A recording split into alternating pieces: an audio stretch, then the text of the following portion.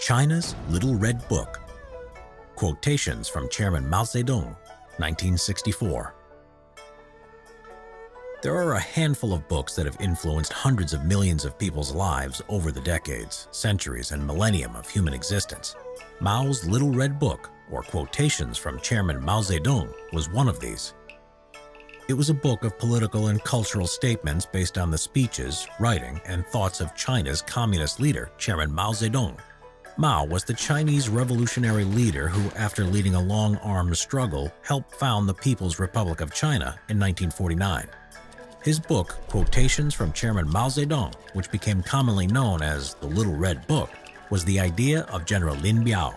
Compiled by the staff of the People's Liberation Army Daily, it was first published in 1964. The book helped promote even further the personality cult that surrounded Mao and his own brand of communism that became collectively known as Maoism. The book would be printed by the hundreds of millions, and it got its name from the fact that it had a vivid red cover and was pocket size. The idea was for the party's faithful to carry it around with them constantly, so it was always ready at hand for them to consult and inspire. The book's slogan was, "Workers of the world unite," and at one stage in China during what was called the Cultural Revolution, it was almost mandatory to carry around a copy. The Chinese Cultural Revolution ran from 1966 to 1976 and was pioneered by Chairman Mao. Its aim was to rid communist China once and for all of the devils of capitalism and imperialist Chinese traditions. The final version of the Little Red Book contained 267 quotations covering 25 topics such as war and peace, unity, discipline, women, criticism and self-criticism, imperialism, and correcting mistaken ideas. One section was on how to be a good communist and citizen, stating a communist must be selfless, with the interests of the masses at heart. He was to possess a largeness of mind, as well as a practical, far-sighted mindset.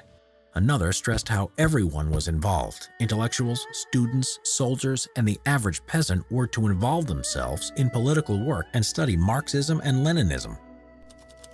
It was at first only distributed among top officials in order to get feedback. Then an expanded version was given out to the People's Liberation Army.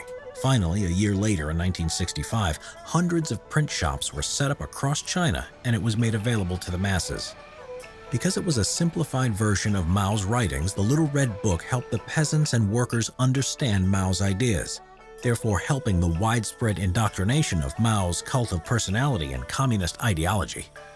The authorities expected all loyal citizens to own a copy, and not only to carry it around at all times, but to actively read it on a daily basis for inspiration and guidance in all aspects of everyday life.